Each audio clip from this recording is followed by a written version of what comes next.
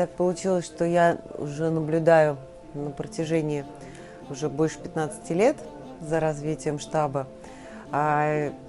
Очень приятно, что это движение развивается, растет. И когда я первый раз попала сюда, это было такое сообщество друзей, клуб по интересам. Ну, собственно, он и сейчас есть, такой является.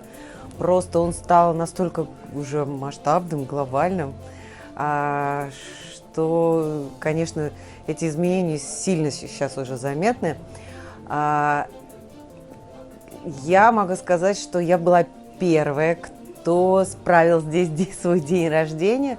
Не просто день рождения, я привела свою музыкальную группу, и мы здесь устроили просто большой концерт. Я думаю, все жители этого дома до сих пор, наверное, это помнят.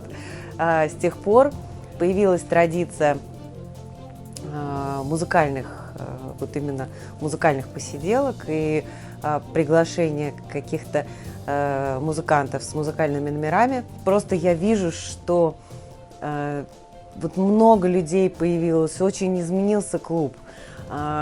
Хотя я вот одно время я думала, что он сильно помолодел, потому что была какая-то такая очень молодежная тусовка. Но сейчас я понимаю, что вот даже сегодняшний вечер показывает то, что абсолютно разноплановые вечера и абсолютно разноформатные, и абсолютно разные люди здесь приходят.